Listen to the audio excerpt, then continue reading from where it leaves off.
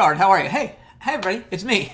So you can probably tell, like if you saw our thumbnail, you saw that we didn't know if it was going to be me or Amy or the baby that was hosting. The baby was probably never going to host. Not going to be great with English yet. But, and there's Elizabeth, by the way. Hold on. Look here. Look, boom. Good morning from the hospital. Hi, baby. How are you? So that's the news. Elizabeth and Steele went to the hospital last night at 8 o'clock. This was planned. So they went to get all set up and hooked up for an induction this morning because our little Elsie bear is a biggin. So she's about 9 pounds is how they are weighing her. So we'll see how that goes as the day goes on. So Amy is at the hospital. Elizabeth's at the hospital, obviously. Her husband, Steele, is at the hospital. I'm here. The dogs are here. You can't really see them, but they're over there laying on the couch, although the puppy, Daisy, is in the room with my son, Forrest, and we'll go from there. So there's Elizabeth. Let me take that off, and let's just say hello to some folks. Hi, everybody, and... Oh, that's Rob. That's very nice. Yesterday's drive was fantastic. I had to watch it 4 times and forgot to comment. So we did a Keens Point drive yesterday. We'll talk about that in a little bit. Pam, I'm glad you noticed episode 101 with Cruella de Vil. I don't know. I guess 102. We could also do 102 Dalmatians. After that, I don't know what we come up with with number 103. Good morning, Susan. How are you? Good to see everybody. I know Amy kind of does this. I don't know how she gets through everybody like to say hi. So I'll just say hi to everybody. So that's kind of where we are at the moment. We are anxiously awaiting. So I'm not gonna lie to you. I'm probably gonna be a little distracted. But let's get through. Everything. See, we've got some things to talk about for sure. Your questions, as always, are appreciated, but let's go breaking news right off the top.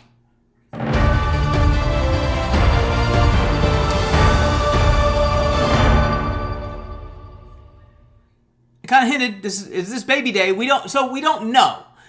We learned with our daughter Allie. It feels like when we had our kids. I feel like 3 out of the 4. Amy is probably watching in the hospital since Elizabeth's watching. You can remind me. I think 3 out of the 4 maybe were inductions. I don't remember. I think maybe we had 1 that we actually went to the hospital because Amy was in labor. But with us, it seems like if you had an induction, you went in the morning and you were probably having the baby that day. With our daughter Allie, we realized they went in at like 2 in the morning the night before, and then had the baby not that day, but the next day, just because it takes, however long. So, hey, Rachel, thanks so much. Good to see you, by the way. And Jane, of course, we love this, and the truth is, we talked about whether or not to be here. Just skip coffee time entirely. But the truth is, I'm sort of, the father of the daughter, especially when the mother of the son is in town, as Steele's mother lives here as well. So I'm at, and then we've got the big sister who just had the baby. So I'm kind of like person number 6 in the whole thing. I'm kind of the guy that's going to stand. I'm going to take some Squishmallows down here in a little while. Check in, say hi, come back, and then I'll be kind of coming back and forth with the boys, and we'll go from there. But so I was going to be here at the house anyway. It's Amy texting on Elizabeth's computer. Oh, okay. So, hi Amy. Yeah. So she's on things to get her labor going. Oof. Anyway, sorry that just took me for a loop for a minute. Yes, Sydney, we get it, and that's kind of to my point was that I was going to be here at the house anyway, so we put together a little show. but we'll get through it. And then if they text or say here on the thing, hey, it's time, then I'm simply gonna hit end and get up and leave. So that's funny, Susan. So here's the thing. So back in our day, so doing deep breathing, I consider myself to be the greatest labor and delivery coach of all time. And that's a joke, but it's not really a joke because I studied so hard to be the Lamaze coach. So that deep breathing technique stuff, they don't really do that as much anymore. There's not a whole, so I had the whole, I had the whole thing, right? I was going through it. So I kind of knew, I kind of knew the deal, right?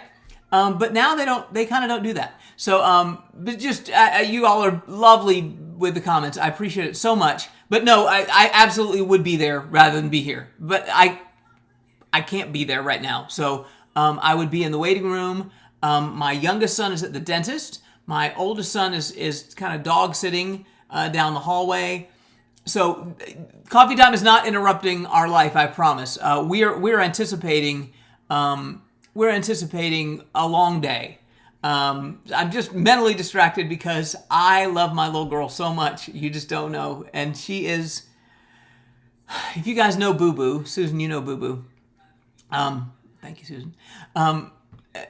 We call Elizabeth Boo Boo, and she has the best heart. So when I talk to my kids about, I part of my gimmick as a father, gimmick is not the right word, but part of my philosophy as a father is that everyone has a superpower. And part of the key to what you do is to figure out what your superpower is and apply that to the world. And so, and that comes from when I was like 40 years old. I was like, oh, mine is enthusiasm, which is a stupid thing to have as your top number one skill and superpower, but that is mine. I'm enthusiastic. We have, in my family, I could name for you everybody, but I'll just talk about Elizabeth since she's the person of the hour. Her heart.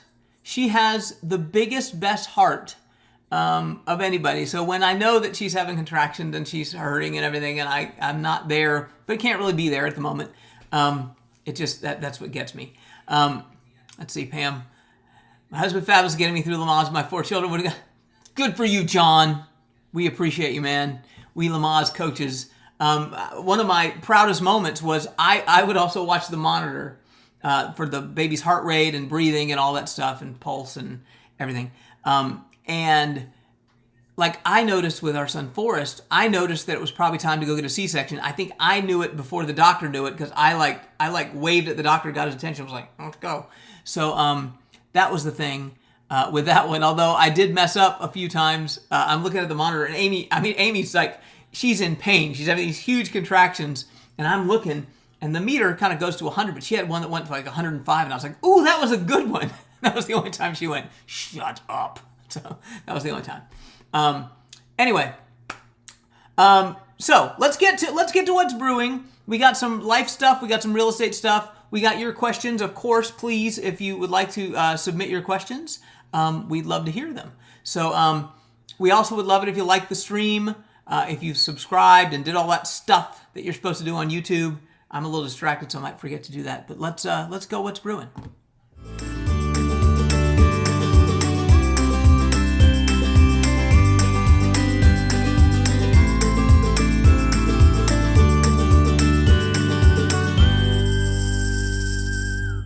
What is brewing? Elsie is on the way. So, by the way, I don't know if we've mentioned that. So, Elsie May will be the name of our granddaughter, and that's just to me a very sweet name, and it's a family name. Again, Elizabeth's heart is so good. I think she likes the name, but I think she also knows that family names are important to us and all that stuff. So my son Forrest and I were driving home, and we passed this we passed this truck. So I sent this picture to everybody on the way down, and that was fun. We're going to talk a little more in a minute about a fun car game that you can play. As Forrest and I drove, Forrest, 8 or 9 hours the other day to get home. Because, by the way, how great is my oldest son? Came home to be here. He came home He came home for when my grandson was born, and then went back. He lives in Richmond, and then he came back down for the birth of his first niece. It's the little stuff when you have kids. It's the little stuff where little things you go, oh, okay. I got a good one there. So my son, I'm very proud that he came down. So we'll talk about that in a minute. But we did take that picture on the way down. Let's burn through these things. What do you say? Listing competition. We'll get to some real estate. We mentioned to you we have a listing here in the neighborhood. I'm gonna call that up. Let's see. There it is. This particular listing, 3-bedroom, 3-bath. It's called the Layton floor plan, and it's in a community called Hawksmoor.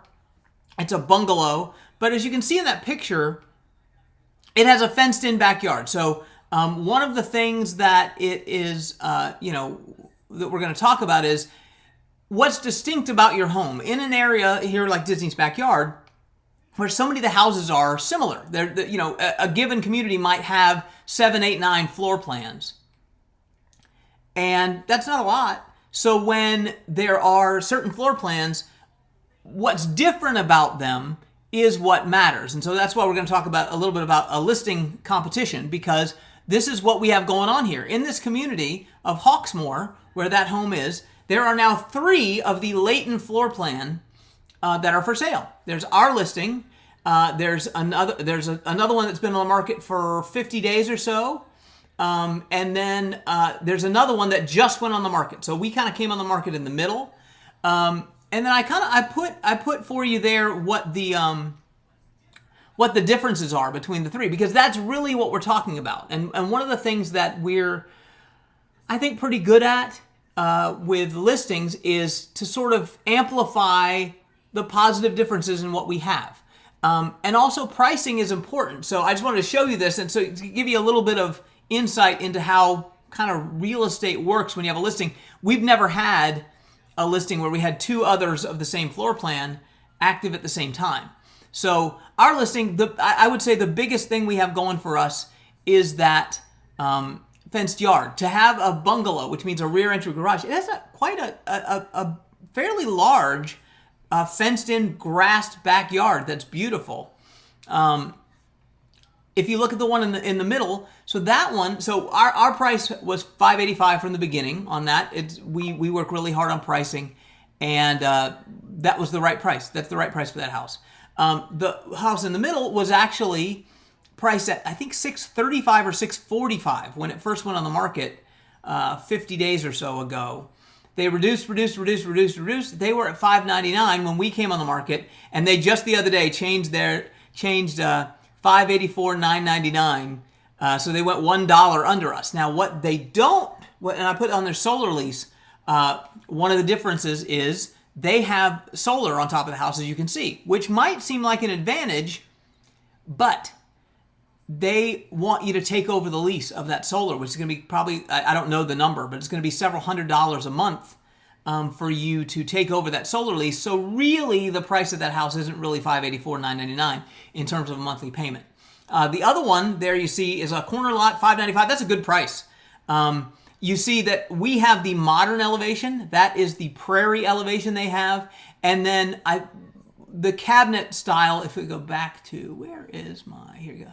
So if you go back and you look at our kitchen, we have a light, bright kitchen. We have white cabinets. The other 2 have darker cabinets. So our job as a realtor is to make sure that if anyone's looking at those other 2 properties, that they also look at our property. And in some cases, we're not gonna win, because if somebody wants dark cabinets and they want prairie elevation, then we're not gonna win that one, right?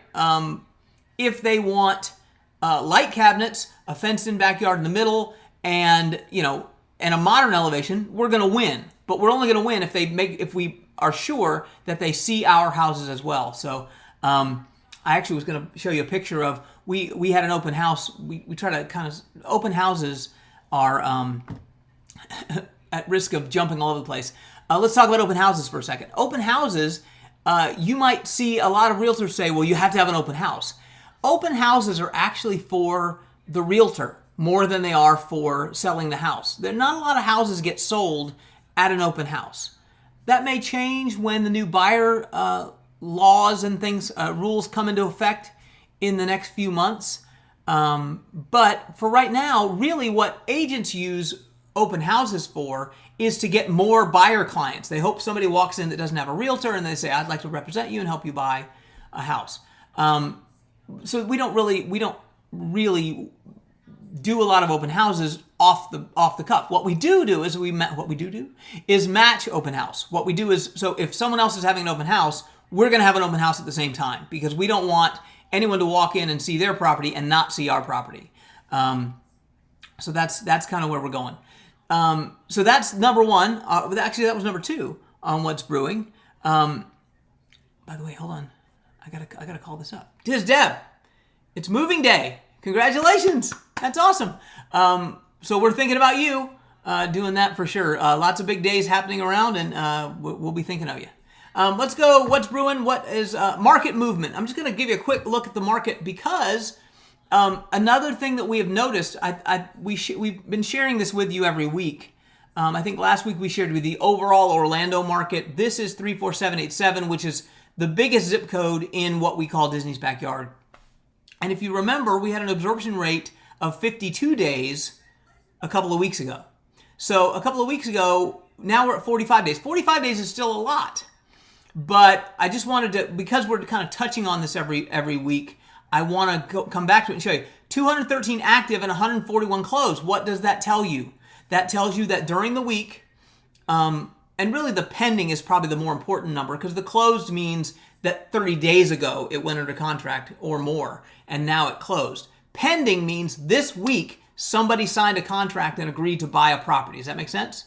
So 213 active, 152 pending. That means more homes came on the market than went off the market last week again. So that's the trend that you're seeing. Status updates, 550 status updates.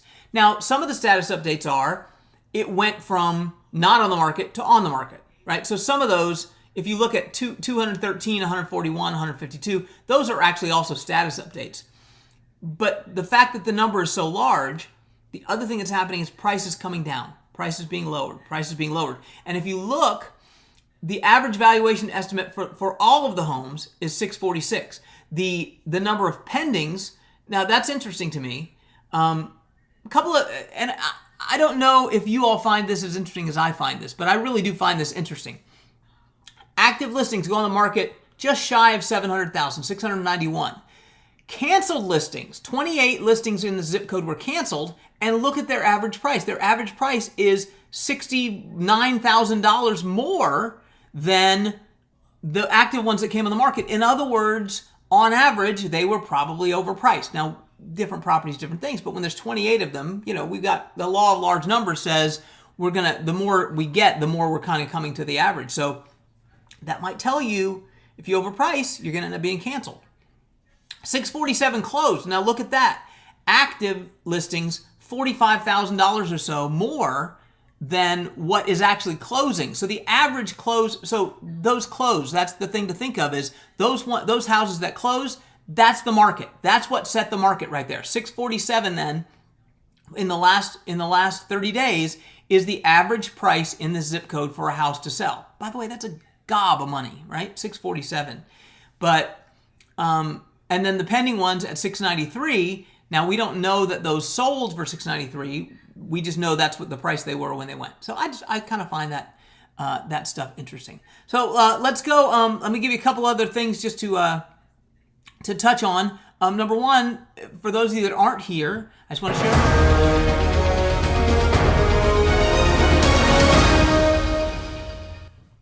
It's just beautiful. That's all I wanted to share. That's it.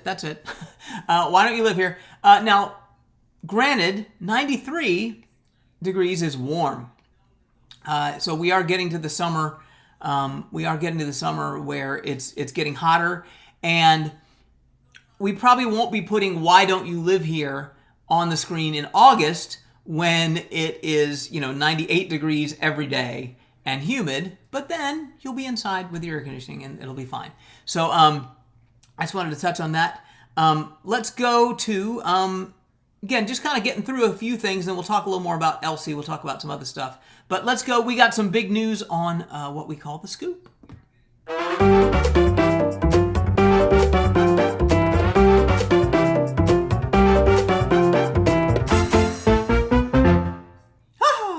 I used my old scoop graphic because Amy hates it, so I used it so I could go to that. So new business is coming to Flamingo Crossing. So we got the scoop this week that there will now be a Chipotle, a Panda Express, and a Starbucks. And if you know Flamingo Crossing, I know what you're thinking. You're saying, Eric, there's already a Starbucks. Yeah, so there's going to be 2 Starbucks in Flamingo Crossing, which makes sense. It's Flamingo Crossing essentially serves the Disney College Program housing is what it does. So I would guess that Starbucks is probably going to be a lot closer to the Disney housing, and that will serve them more. And the current Starbucks that's there will be more of a service to the tourists and things that are going to be staying in the big hotels that are right there next to Flamingo Crossing. That's a guess, but that kind of tells you they've got enough business to support 2 Starbucks. Of course, if you live in New York or another large city or whatever, you know that Starbucks is never afraid to put a Starbucks on this corner and another one in that corner. But Chipotle, excited about that. Panda Express, we did our Chinese food tour a while back, and whether or not Panda Express you consider that to be authentic Chinese food, it's another option. It's good to have it there. So, well, let's check in on you all with Diz Deb. So they're scurrying around. That's good. Diz Deb, we appreciate you so much. That's so awesome that you're still listening while you're doing all that. We know it's a busy day, so we appreciate it. Don't forget, if you've got questions, let me see. I'll put my little ticker up.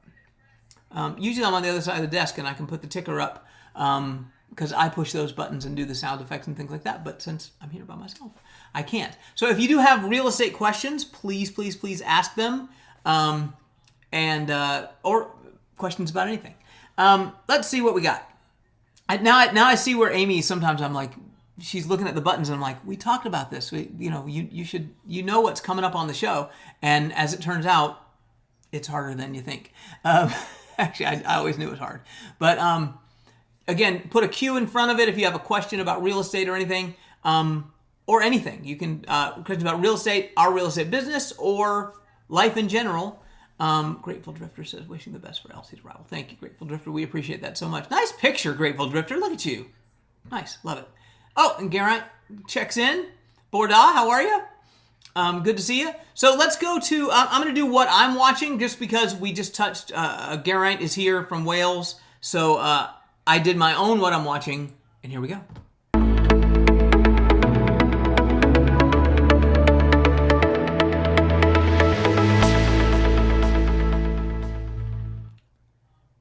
I'm not watching this anymore, but this is what I was watching yesterday as my son Forrest and I sat on the couch and watched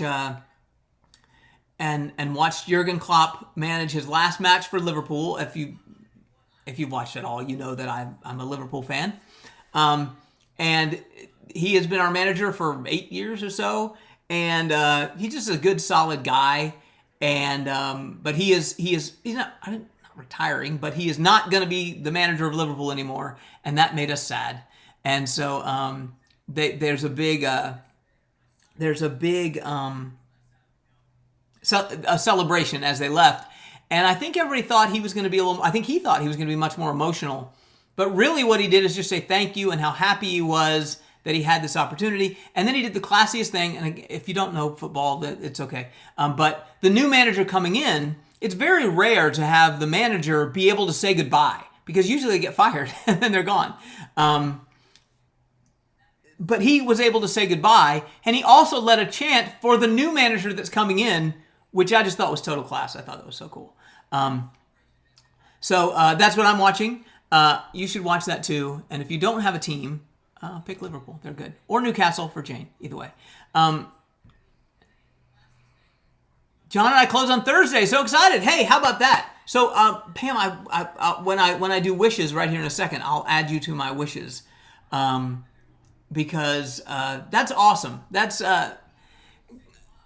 we're sort of in the same area here because we've got a new grandbaby coming. Amy and I always say that when you get a new home, that home, it's not a person. It's not as important as the people in your life, but it is a part of your family. So Pam and John, you guys are getting a new family member this week. We're getting a new family member this week as well. And we really do feel that way. We feel like your home, not your house, your home is part of who you are, part of your story, part of your family. And so that's a big deal. So congratulations. That's awesome. I like that people chiming in about the football. Yes, the new manager does have big shoes to fill, but I feel like that's going to be fine. Either they stay consistently good, get a little better, get a little worse. That's a tough job. That's Arne Slot is the guy coming in. And then, of course, don't forget about Cardiff. I will not forget about Cardiff. Geraint, they're in Wales. We appreciate that. Hey, and sure thing, Pam. Okay, so let's go to. So I'm gonna tell you. I'm gonna give you a fun game to play for those of you that are moving. If you've got road trips coming and those kind of things. My son Forrest and I have invented the best time killer in the history of time killers for road trips. And so what we do is we make a bracket. So we take we did our Disney character tournament. That was actually inspired by our road trip when we came down for Christmas. I flew to Richmond and then drove down with him. Maybe I went to Charlotte and met him partway. But as we came down through to get to Florida, we made a bracket and we decided the best song of all time to us. Now we make new brackets every time. So this time we did best songs of 1986. And then we did it in 1981 and 1982. And Forrest, you'll have to remind me. I think I'm right about who won 1986. Did we not? No, we were doing Thriller. I forget who won 81, 82. Oh, no, I remember. I'll tell you about it in a minute. Maybe I have it backwards. Forrest will remind me. But in case you're wondering, we did a bracket. We picked our favorite, and we did for 86. We did pop, rock, country, and R&B, and they each had their own bracket of 8 songs. And then we got a winner, and then we put them against each other, and we got a final. And ladies and gentlemen, do I have my? Hold on, let me find my. I don't have my button, but I do have my timpani over here. Here we go, ladies and gentlemen. The number 1 song from our bracket. Here it comes. 9 to 5. How about that? I did not see that coming. And Forrest, you have to remind me if you're watching. Was that 86 or was that 81, 82? He'll look that up. One of the things we do is we talk about the songs, we talk about the stuff, and he's really good on the phone while I'm driving, like looking up facts and things. So in case you're wondering, our number 1 song in that particular bracket was 9 to 5. And so it's not arguable. That is the greatest song of that. I'm kidding. You could have your own. But it's a fun game. And what we did with one of them is, okay, 86. That's what I thought. So this was the 81, 82 bracket was Dolly Parton 9 to 5. I should have known that. The 1986 bracket was Throwing It All Away by Genesis. And you might say, well, that's not the greatest song of 1986, Throwing It All Away. There you go. See, thank you, Forrest. Hold on. I guess I can call these up so you can see. So 86 was Thrown It All Away by Genesis. And then 1981 is 95, which went against 1982's Ebony and Ivory. So again, the way we do it is we make the bracket, and for 81, 82, we just said, okay, what were the top 16 songs of 81 and the top 16 songs in the Billboard Hot 100 chart, and then went. So it was 9 to 5. And then I'm sure that you're probably wondering, what is the greatest song of all time in our Christmas bracket? And so I'm going to share this with you, and you're going to go, this is the greatest song of all time. I'm very interested to know if any of you have ever heard this song ever. This was our winner of the greatest song of all time. I don't know how well you can hear it either because I had to record it from the thing. So this is Yola. There she is. This is called Diamond Studded Shoes. I'll give you just a second of it.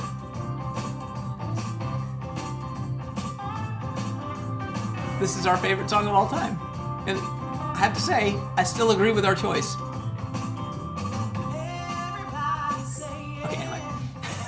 So, again, if you're going on a road trip, I highly recommend that. I'm going to come to, we got some questions, and we've got this. Where is she at? Okay. So this says Elizabeth, but this is Amy typing. Elizabeth finally got her breakfast tray, and I'm feeding her. Wanted to eat before the epidural, which hopefully will be soon. That's good. My advice from someone who never had a baby, and by the way, I've said this 1,000 times in my life, and I mean it every time. If I could have a baby, and they said, well, Eric, you can have a baby, but you'll pass away. The baby will be fine, but you can't have a baby and survive. I would do it. It is that much of a miracle. And there are some good things about being a male of the species, being able to have, and some people choose not to have children, some people can't have children, but for me, the ability to have a child is the greatest thing in humanity. It's miraculous and amazing, and the fact that I can't be a direct part of that sometimes makes me sad. But my rule is, why pain? Why? So early epidural, good idea. If you're going to have an epidural, go ahead and have it earlier. I know there's medical reasons why not or whatever, but so that's good if she's going to get her epidural now. Susie Q, I'm gonna throw this out there too. Nice. I missed the earlier part of this conversation. Again, I apologize. I'm bouncing around so much today, but we got a lot going on. So Susie Q leads us to a great reason why new construction can be such a benefit. So you buy the model and you contract for it, and then so you're buying it before it's constructed or somewhere along the line where it's being constructed, and you're not closing for a few months.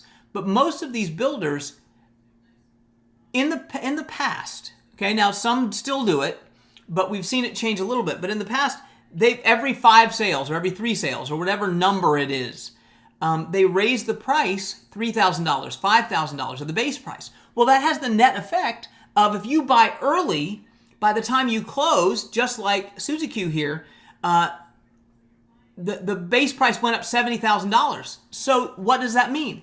That means that you have $70,000 equity in your house without doing anything. So that can be a real value of new construction. Now, I will say that we have seen, and we've been doing some work for some clients that are thinking about listing their home, and we noticed that the builder really didn't do that.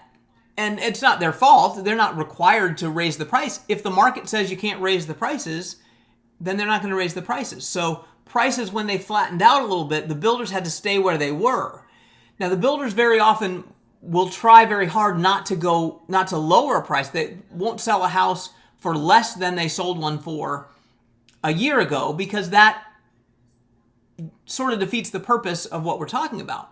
But we did notice that there's a home that one of our clients purchased for, I think the number might have been $683. And then there's still a year and a half later, the builder is still selling that same floor plan for around $683, all in and done. So maybe sometimes that trend is ending. I think it'll probably come back, but we'll get there. So I saw a question earlier. Let me go back and find it. This is probably what Suzy Q was responding to. I've noticed that existing homes in the market are lowering their prices. Do you see new home builders holding prices or even lowering them as well? So there you go. I kind of answered it, Lisa, without answering it. They're going to do their best to hold. And what they do, so new construction, what they do, and this is something that is you have to be strategic with. New builders don't want to lower their price below something they've sold it for before. But that does not mean that you can't get it for less. And what I mean is, we got an email yesterday from a builder in a 55 plus community that said, we are offering an $85,000 credit for these particular homes. And they were usually, the incentives on new construction are better for new inventory, or for inventory homes, not building from dirt. Building from dirt, you might end up paying more because you've got the price of the house, the base price, the lot premium, and then you go to the design center, and then it's kind of up to you how much you spend to get that price to where you want it to be. But with inventory homes, sometimes they've got, I was in a community 3-4 days ago taking some photos for a client, and I came back and I told Amy, I said, there's a lot of inventory in that community, which was, made me a little nervous for this very reason. We want them to be turning over their inventory because that holds the prices up on new construction. And when I say it doesn't matter to us whether it holds the prices up as consumers, we're thinking about our client. We want them to hold the price up for our clients that have bought in that community because we want them to maintain their equity. But Lisa, to that point, if a builder, let's just use a round number, $500,000. So they're selling a house for $500,000, but they're offering an $85,000 incentive. Well, in terms of what you have to finance and your closing costs and all that stuff, that's $85,000 real dollars. So in effect, that house was really $415,000. Now it's going to go in the system as a $500,000 sale. So then we have comparables when we look back and we say, okay, well, that house sold for $500,000. So therefore, if you're selling the same floor plan, then your house is worth $500,000. And that's true, but it's also not. Because if that community is not closed out, then what happens is, let's say that you're trying to sell a resale home that you've lived in for a year and a half, and the builder is selling that same $500,000 house with an $85,000 incentive. If you want to be competitive, you're going to have to price your house at $450,000, at $425,000. You're going to have to go pretty low. Now, hopefully, if you bought it 2 years ago, you've still got equity in the house at that number. But it's back to that idea of competition that I talked about with those three latents. You've got to be able to say, selling your home is a competition in this market right now. We're not in the days where there's 10 buyers for every home that goes on the market. So if you're listing, you've got to compete, and you've got to know how you're competing and why you're competing and what you're competing on. And you can compete on other things, but if you want to compete on price, you have to consider, if the builder is still building in your community, you have to consider their incentives, which is part of the reason why, let me just shout out my wife, you want to call Amy for that, because knowing what the incentives are, knowing what is going on in the market is so critical for pricing your home that there's no second level thing. That's everything. That's the whole ball game. So we work really hard on pricing, but we have to have all those factors in. Now, if you're buying new construction, you want to call my wife, because I'll put the number up again. You want to call my wife because if you don't know what those incentives are, you can leave a lot of money on the table when you go in. If you go in and say, okay, well, I see the house is listed for $500,000. Sometimes builders, they won't even talk price. A lot of times they won't talk price, but they will talk incentive. But that builder may not say to you, hey, we'll give you $85,000 off the price of the house. They might say, well, we'll give you $40,000 off the price of the house. And if you had a realtor with you that knew that they were giving some people $85,000 incentive, then you might, if you didn't know that, you might leave $45,000 on the table. Does that make sense? So Lisa, to your point, I can see the money that people are paying out of their pocket going down. I don't think with new construction that prices are going to come down. The net effect for a buyer is roughly the same. The other thing that they'll do is they'll do interest rates. Interest rate is the big issue right now, because most people are not buying a mortgage, they're buying a monthly payment. And so a lot of builders are still going, well, we'll do a 4.99% interest rate, or we'll do something else. Well, that comes with a cost, because they're not going to give you an $85,000 discount on the house and give you the interest rate reduction. They might give you half of that plus the interest rate, whatever it may be. And it might be a 1 year at that rate and then more. all that stuff is easy to find out. So again, call my wife. One of the things that you may not, you probably, if you've watched Coffee Time for a while, you know this, but I don't think anybody knows the extent of it other than me, of my wife's inability to give herself credit for everything she knows.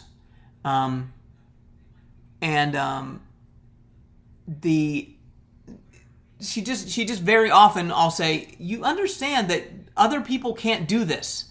Other people aren't able to make this happen and have this knowledge and do these things. There's real value in calling you. And she's very humble, but she's also very she doesn't get it. I get it, so you should call my wife. Gary, I see that you were looking at that. Gary, I will let you know. I'll send you a note when we're done here on who that is, because I want to look it up and make sure that it's on certain houses. And I just saw the headline and read the first line. I don't know how many houses it's on, and I don't know how long that goes on, but I will let you know as soon as we're done here. I'll call that back up and I'll send you a note. But it's right here in Disney's backyard. And again, that kind of incentive, that's hard to turn away, right? So let's go. I'm going to go with what's the word. Again, remember, if you have questions, I am here for your questions. I'm also here for, here, let me hit the like, subscribe button. Hey, there's Amy. Hey, Amy. Please do like and subscribe. We do appreciate that. We don't do enough of the YouTube thing. We're like, hey, like, subscribe, our thing. But hey, please like and subscribe our feed. We'd appreciate it. And then I'll put my ticker up one more time. Just to remind you, if you've got questions, I'm here for them. And then I'm going to give you now, after my ticker rolls through once, we're going to go to what's the word.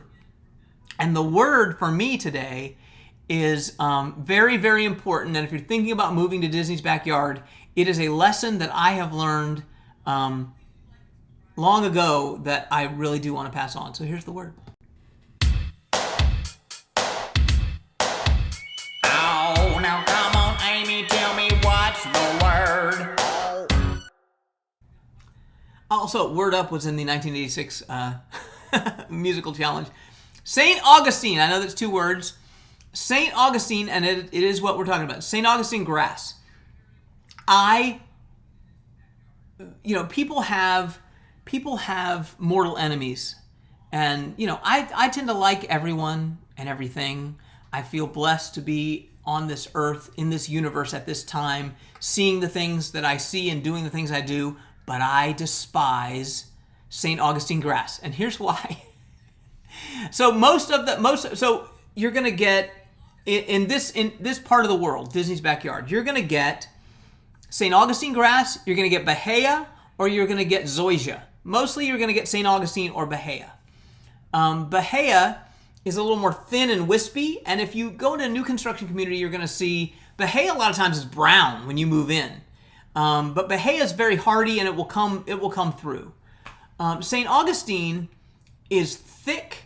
It's thick in terms of blade, and it's thick in terms of like the pad of it. And when we moved here, we had a little yard.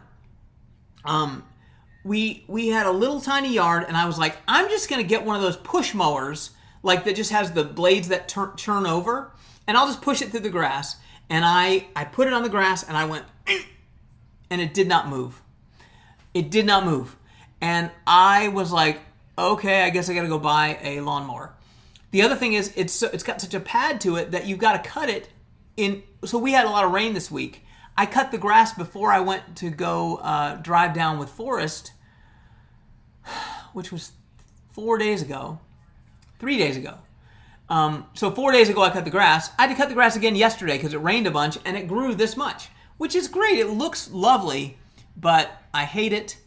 And I'll share you one more tip right here in Disney's backyard. If you have St. Augustine grass, the key to the entire enterprise is to get a good edger. Well, the key to the whole enterprise is to pay someone to come cut your grass. But if your grass is edged well, it's going to look good. If it's not edged well, it's not going to look good. Okay, that's all I'd say about that. So that's my word. Let's go to, we got wishes, we've got cup, and then I'm going to go to the hospital. What do you say? So let's go wishes. And we'll add Pam and John Hickman to this wishes.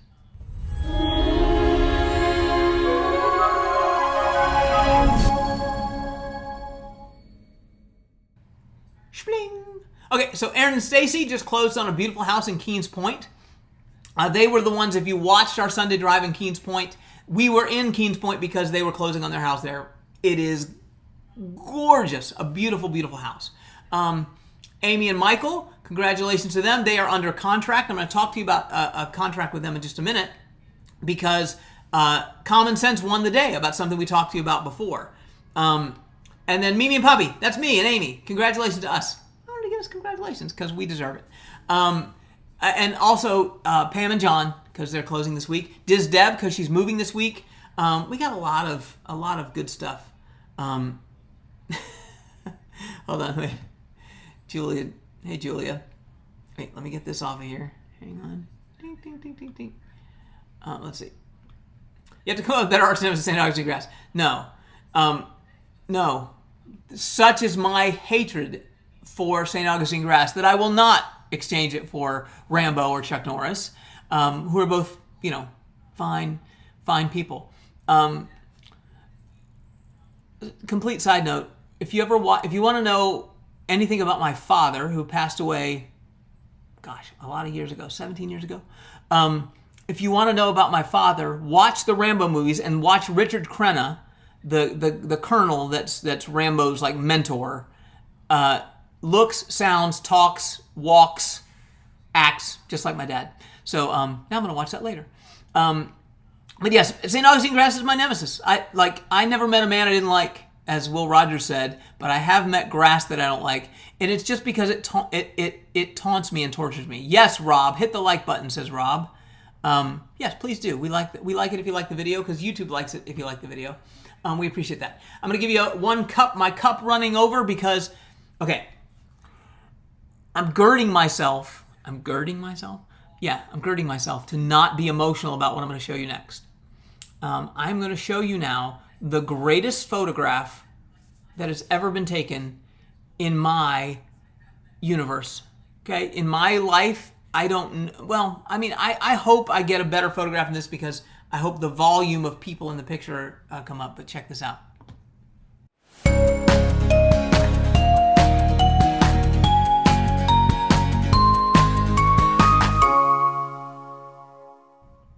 Okay, now I don't know if my family's going to be thrilled that I shared this picture because no one was expecting to be in a picture during this time.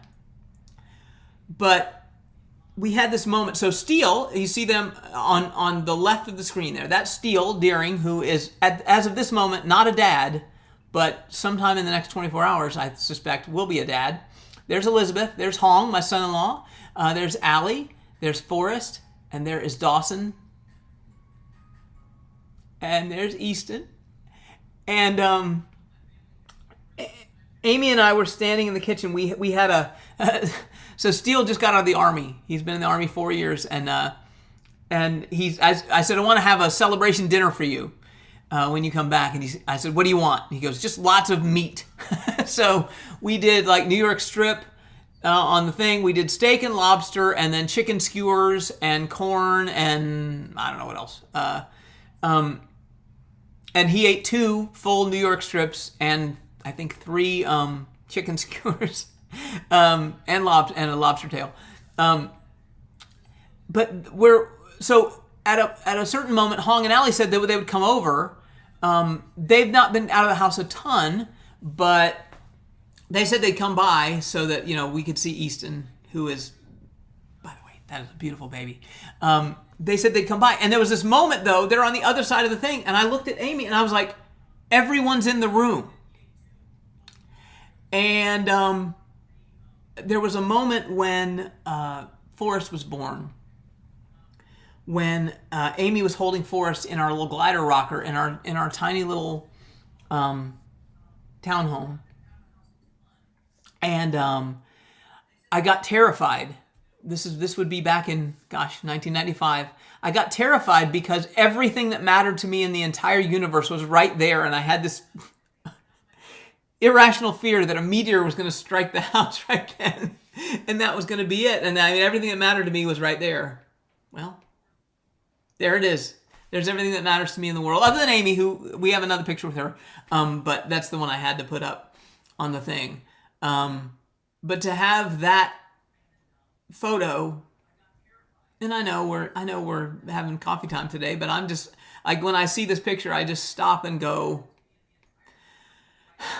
people do the thing where they're like, I'm blessed, and hashtag humble, hashtag blessed, whatever. I always think that's silly.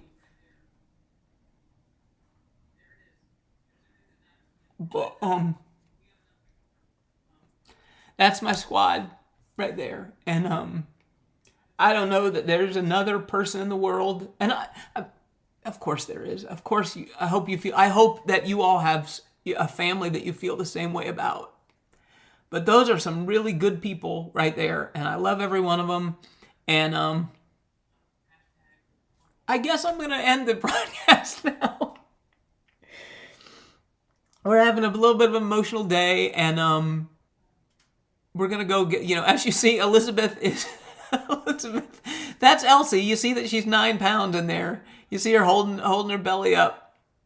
And yes, Jane, I'm going to. Well, I mean, I got to the hospital, but I mean, I'm not gonna be able to do anything or see anything or be a part of it. Oh, thanks, Laura. Accidentally hit that button. I was gonna go. Yeah, I'm gonna go. Don't worry. And by the way, my tears are not because I am missing out being at the hospital. It's that I'm overwhelmed by. It's nothing but luck, and grace that I had very little to do with the blessing of that. But man, I'm grateful for it. So and so we're also grateful for you that you took this time to come and be with us. And again, don't worry that I wasn't at the hospital. It was never the plan for me to be at the hospital until right about now, to be leaving now. But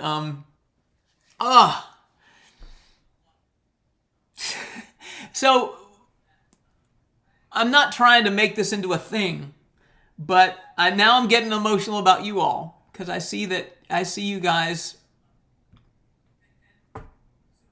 What do you want? What do you want? So this will be my last broadcast of all time. It's not going to get any better than that. We love you guys all, and we appreciate your thoughts and your prayers and your good feelings and goodwill. And we'll show you a good picture of Elsie next week on Coffee Time number 102. And so with that, now I don't know if I'm coming. Amy, though, before I go, I think that's still Amy typing on Elizabeth's computer. How's it going? Let everybody know how it's going, and I'll put it up on the screen. And I know you're probably a little bit behind us, so I'll wait 30 seconds, and just share with you that we got a big week coming up with the baby. We got a big real estate.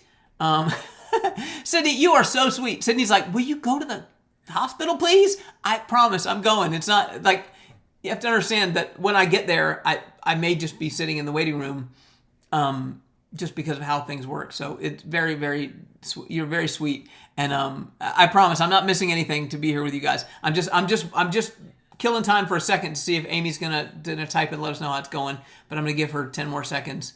Yeah, they're so sweet. I promise I'm going, Lisa. Don't worry. But like I said, I'm just waiting to see if Amy will give us an update about how things are going. And we'll give her 10 more seconds. And if it doesn't happen, then you might see it as we go out. But anyway, thank you guys for being here. As always, let me give you the one more thing. Don't call for real estate today. I mean, you can, but we're probably not going to answer today. Tomorrow is iffy. But after that, in addition to having a wonderful person to be the grandmother of my grandchildren and the mother of my children, she's also a great realtor. So she really is here to help. We're here to help, and I think they're probably busy in the middle of a contraction or something, so we're just going to go. But everybody have a good day. Let me hit my little red button. Remember, as Amy always says, stay safe, stay well. Remember, we love you, and happy house hunting. Think.